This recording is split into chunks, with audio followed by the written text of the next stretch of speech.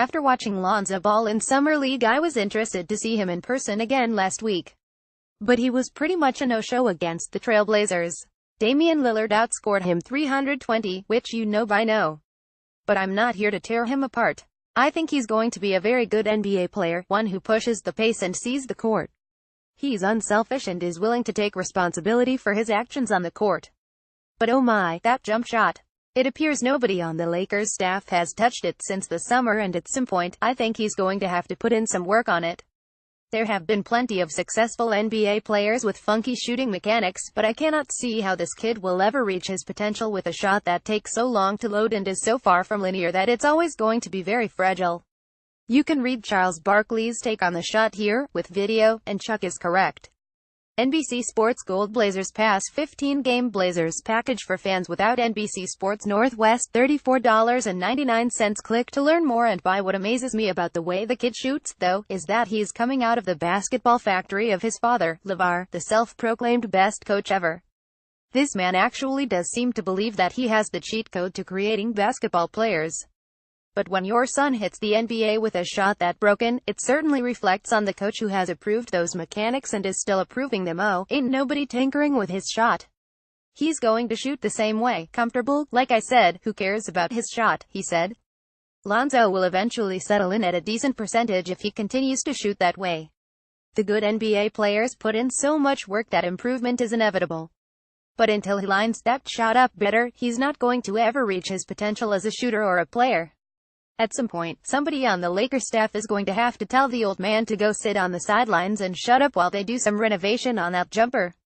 But do you think that will happen? While nobody is very surprised to hear about all the corruption in college basketball uncovered by an FBI probe into agents, shoe companies, money managers and coaches, I'm not hearing too many people talking about the NBA's role in all of that.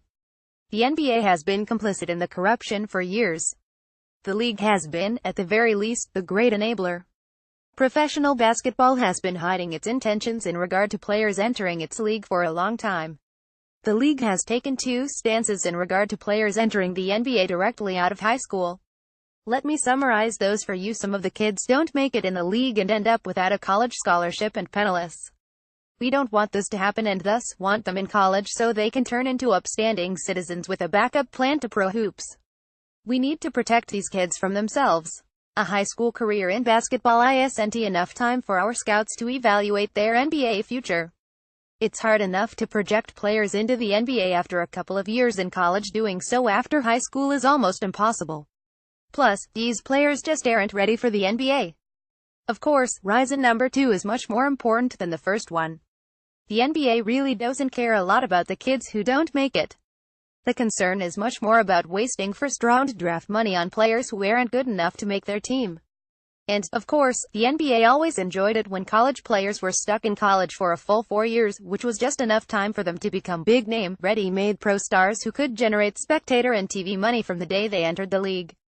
Just a few months back, NBA Commissioner Adam Silver went public with the idea that the one-and-done rule should be changed or modified. My sense is it's not working for anyone, Silver said Thursday night before Game 1 of the NBA Finals. It's not working for the college coaches and athletic directors I hear from.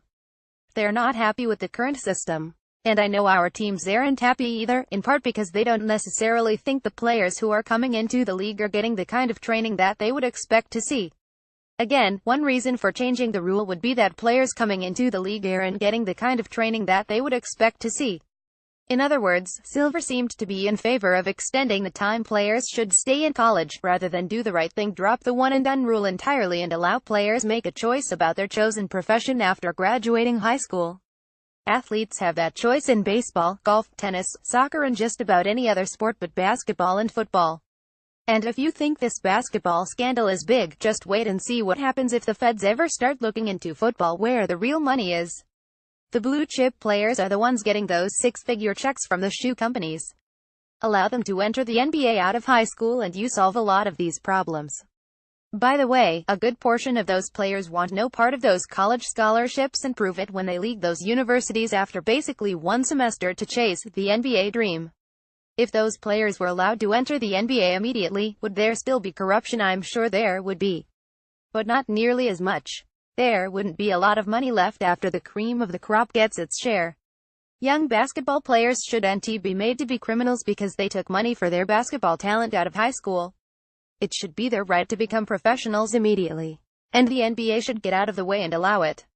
It is being reported that NBA Commissioner Adam Silver is attempting to get the authority to fine teams for resting multiple players in a single game or healthy ones in a nationally televised game. A fine idea. People pay big money to watch stars play and feel cheated if a player sits out even though he is probably healthy. And networks surely must be miffed when the stars sit out games that the networks pay monstrous sums of money for the right to show. But like a lot of fine ideas, this sounds great until you try to actually make it work. Seriously, if LeBron James wants to sit out a game in January, you think the Cleveland medical staff can't come up with some sort of injury to justify his absence, and he probably deserves his rest days, given how hard he plays. League-wide, we might begin to see a lot of bogus injuries. But I will say this, the whole Popovich-Spurs idea of resting multiple players in the same game can be dealt with. And it's gone on long enough. If San Antonio wants to go without 80% of its starting lineup, then it must be done for a home game. Let the coach face the wrath of his home fans for that. I might also add that giving a commissioner unrestricted, absolute power in regard to matters like this scares me. Certainly it doesn't seem to be working well for the NFL. A few thoughts about the blockbuster Cleveland-Boston trade. One thing I've always admired about Danny Ainge, he's got a lot of guts. He always has. He's totally unafraid. And in pulling the trigger on a trade with the team he's trying to beat in the NBA East, he's taking a gamble. In trading his team's best and most popular player, he's making an even bigger gamble. And in taking on Kyrie Irving, well, he might be taking the biggest gamble of all. But he doesn't really care what anyone else thinks, he does what he thinks is right. It's the same as the trade he pulled off prior to the draft with the number 1 pick. He thought Jason Tatum was the best player in the draft and knew he didn't have to take him with the first pick, so he moved the pick. And he really didn't care what anybody else thought of the deal. The guy has had plenty of self-confidence and courage since the day he started playing basketball. I remember watching him as a high school junior in the Oregon State basketball tournament and on the football field and marveling at how he laughed in the face of pressure. He seemed totally immune to it, and probably still is.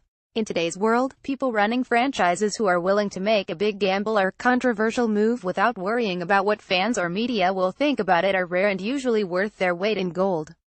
Ainge has put a big burden on his coach, Brad Stevens. As well he should. Stevens is one of the best in the business. But I think Stevens will need to be at the top of his game to find the kind of team chemistry the Celtics had last season. Irving, I've heard, is pretty tough to handle for his teammates and his coaches. Getting him to play the team game and keeping him out of calling his own number all the time might be a problem. This deal has long-term ramifications that should not be ignored.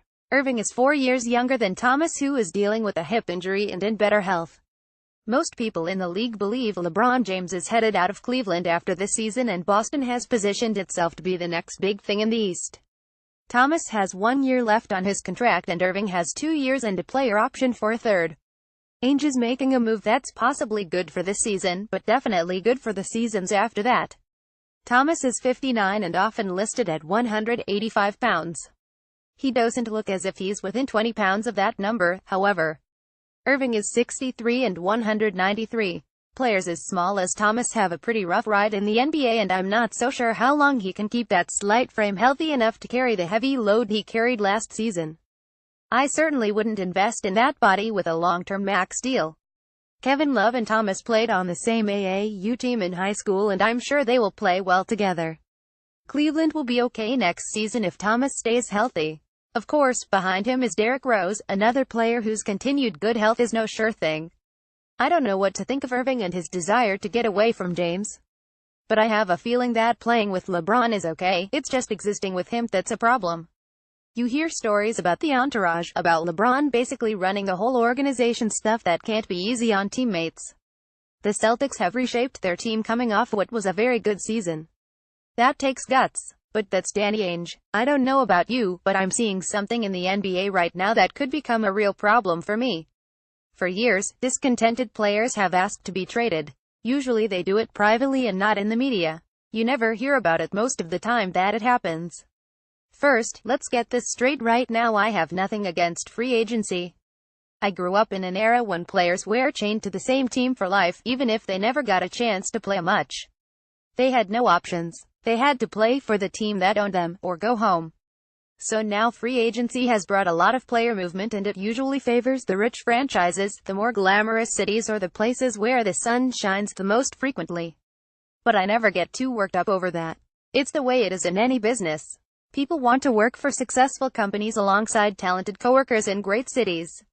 I wasn't upset when Kevin Durant chose Golden State or LeBron James picked Miami or Cleveland. It was their right. They fulfilled their contract and won the right to choose a new team. But what's bugging me now is a player under contract who is acting as if he is a free agent. He is not only demanding a trade, he is trying to dictate where he should be dealt. I don't like any of that. Kyrie Irving is that guy. He has 3 seasons, the last one being an opt-out year, left on his contract with Cleveland, and has told the Cavs he wishes to be traded. And not only that, he's given the team 3 preferred destinations. Now keep in mind, this isn't Carmelo Anthony, who has basically been run out of town by Phil Jackson and has it written into his current contract with the Knicks that he has the right to approve any trades. What gives Irving the right to expect to just trade his uniform in for another one? Well, nothing. Except NBA players these days are being catered to, fawned over, and recruited the same way they were in their high school days, when they played AAU basketball. And we are starting to see the signs that they are beginning to think they can simply go where they want, sign up to play with their pals, or create a super team on a whim. And face it, in many cases some of the top players are basically running their franchise. LeBron James complains in Cleveland that he doesn't get enough help to beat the Warriors, but come on, LeBron has been the de facto general manager of that team since he returned. He's been behind a good many of that team's trades and free agent signings, as he assembled a roster of friends and players he knew would defer to him. Now that it isn't working to his satisfaction, he wants a do-over. Or to go someplace else. If we're talking about recruiting free agents, or even Anthony, who has the no-trade clause that he could modify for any team chasing him, that's fair game. But players already under contract who first demand a trade and then try to pick the team they go to, no way. First off, you sign a deal for $20 million a season as Irving did, you keep your mouth shut and play it out. Then you become a free agent and can go wherever you want. But don't attempt to hold a team for ransom that has signed you in good faith. Be a person of integrity and honor your deal. And trying to pick the team you're traded to after demanding a trade while under contract, that's what's adding insult to injury. The Cavs should find out where he'd least like to go and send him there. If the league gets to the point when contracts mean nothing and players can merely quit on their current team and demand a trade to a specific team of their choice, that's when I will quit paying attention. There is enough player movement as it is, with free agency. And giving up on your current team is not only unseemly, it takes disloyalty to an obscene level. I've been bumping around this business for a long time. Too long, many of you might say. During that time, I've seen some pretty good stuff. Unforgettable stuff. And it just so happens that a couple of those things happened on this date, June 28th. The first one was in 1992 right here in Portland, the very first game played by the greatest basketball team ever assembled, the Dream Team, in Memorial Coliseum. We had no idea what to expect, but the results of all the team's games were more one-sided than we expected. And what I remember most was the introduction of the entire roster before the very first game, June 28th versus Cuba. It was overwhelming to hear the names of all those great players on one squad making their debut in our arena before heading off to the Olympics. The assembled crowd went nuts, but the biggest ovation for Clyde Drexler, of course. And it seemed to go on and on and on to the point when Clyde flashed an almost embarrassed grin. The event was called the Tournament of the Americas, and it has to be the most impressive show ever staged in Portland, including those trips to the NBA Finals, but it wasn't the most memorable event I ever covered on a June 28th. That came 5 years later, on June 28, 1997, at the MGM Grand Arena in Las Vegas. You guessed it, the Mike Tyson-Evander Holyfield fight, best known for Tyson biting Holyfield's ears. It was the craziest event and the craziest aftermath I've ever been around. When Tyson landed the first bite, I couldn't tell exactly what happened, and neither could anyone else in the area where I was sitting. It looked as if Holyfield got stung by a bee. Finally, when it happened again, referee Mills Lane stepped in and called the fight a draw.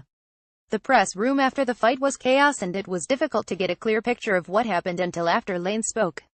But while I was writing my column for The Oregonian, all sorts of mayhem was playing out in the adjoining casino and hotel.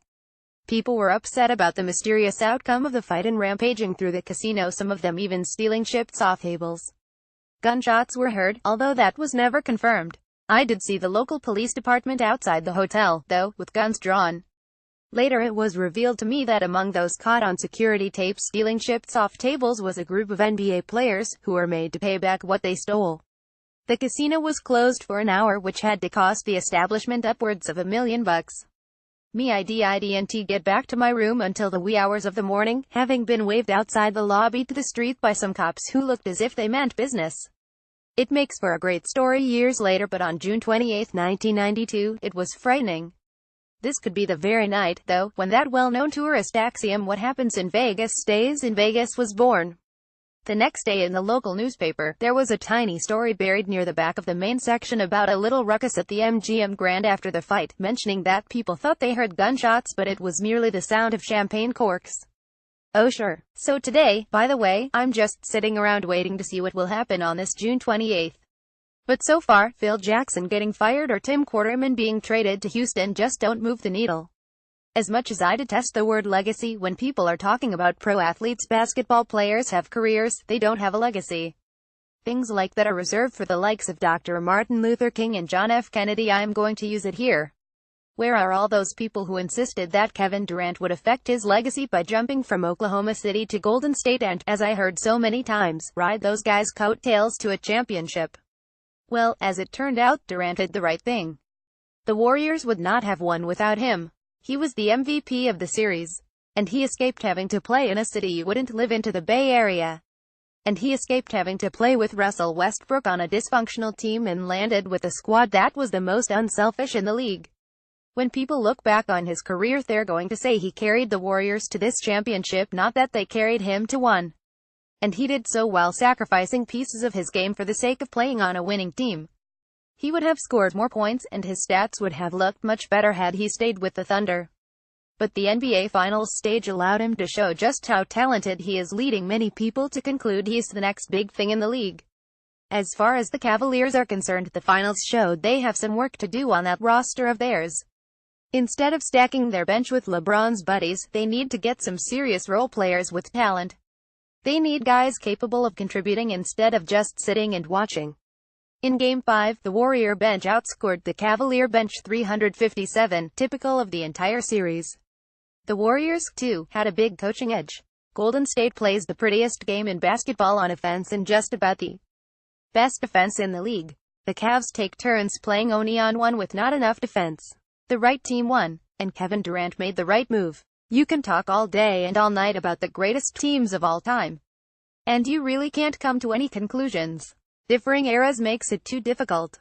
But there has never been another team like this version of the Golden State Warriors. Folks, time changes. And it has changed basketball in a very big way. You know that, of course, but it may be a bigger change than you think. Yes, the Warriors shoot the three-point shot like nobody else in volume and accuracy. In Game 3, they made 16 of their 33 threes while Cleveland was hitting just 12 of 44. That's a huge edge. And I must say, Steph Curry is just as unique as his team. I know Kevin Durant is getting most of the headlines from Wednesday's game, as he should, but we're already taking Curry for granted because he's been doing his amazing thing for a few years now. It wasn't just that Curry made 5 of his 9 three-point shots. It's that he made shots and continues to make shots from spots where other players don't dare shoot them. And he gets them off quickly, too. Curry's edge over most every other player in the NBA is that he's accumulating points 3 at a time on shots that nobody else makes with consistency. If he gets a glimmer of daylight from about 25 feet and he can be deadly. I don't remember any other player in the history of the game as proficient as he is at shooting in volume from distance. And above that, he's a perpetual motion machine. He had 13 rebounds Wednesday because he's so active. He gets to the ball, whether in the air or on the floor. In his own way, he's as difficult to defend as any of the game's legendary players. And yes, the Warriors also have other shooters. Klay Thompson and Durant are terrific. But what makes these guys special is that they move the ball and move bodies. They play an unselfish, equal opportunity offense that doesn't allow the defense to lock in on anybody. In contrast to the Cavaliers, Cleveland plays too much only on one. It's really not sustainable even as good as LeBron James and Kyrie Irving are at it over the long haul against a team moving the ball the way the Warriors do. Wednesday, 72.5% of Golden State's made field goals were assisted. For Cleveland, it was just 42.5. Every single shot by Thompson, Draymond Green, David West and Sean Livingston came off an assist. That's crazy. And of course, when a lot of people are evaluating this series at some point, they're going to point fingers at the Cavaliers' supporting cast and conclude Cleveland didn't get enough production out of it. I think it's easy to say that, but my observation over many years of watching this game is that when one or two players are as ball dominant as James and Irving are, other players simply don't get a good feel for the game. What you end up with is players who are so eager to actually get a shot they burp up a bad one J.R. Smith or become more reluctant to shoot Kevin Love. It's a natural response when you aren't getting consistent touches. Basketball is changing at warp speed and the Warriors are leading the way. Shooting from distance is of paramount importance these days. You simply cannot afford to get outscored by a big number from behind the three-point line. It's so difficult to overcome that. And you've got to move the ball and play unselfishly to get open three-point shots. And to beat the Warriors, you're going to need a great team. And there is only one great team out there right now and it's the Warriors. And they are so much different than any of the other great teams in history that it's hard to say where they fit. A few other thoughts about Game 3. I'm still not understanding why James didn't get out past the three-point line on Durant on that critical shot late in the game. That shot was too important to allow it to be wide open. I'm also bewildered as to why the NBA allows these games to degenerate into a wrestling match. So many obvious fouls are being ignored that, if you actually get called for a foul or a travel or a double dribble, you're just flat out unlucky. It's a joke. People are saying that Green isn't playing his best during this series, but he does so many things for his team. Wednesday night he led all players in contested shots with 15, had the best plus-minus of anybody with 14 and had a team-high 7 assists to go with a team-high 5 screen assists. That doesn't sound like a bad game to me. The only team capable of beating the Warriors is the Warriors. If they don't move the ball, or take a night off on defense, they can be had. But that's the only way. Last season, with the Golden State Warriors on the verge of a second consecutive NBA Finals win, the officiating of the series suddenly changed. Cleveland began holding and bumping Steph Curry as he attempted to move without the ball. The game got more ugly. And not a lot of fouls were called. I've seen this kind of thing before and it's about time to start bringing out the usual NBA conspiracy theories. In the old days, the story was often told that David Stern would just send an officiating team of fixers out to manipulate the outcome of games in order to ensure a longer finals, more games, more money for the league, and, it was often said, the league had a desire for the large market teams to win. And I have to admit I actually suspected some hanky-panky in those days regarding certain games. But Stern is gone and Adam Silver is now in charge. So I'm just asking, can we look forward to some radical change in how the rest of the finals games are going to be called? Will the Cavs be able to wrestle the Warriors into submission? Well, I'd guess not.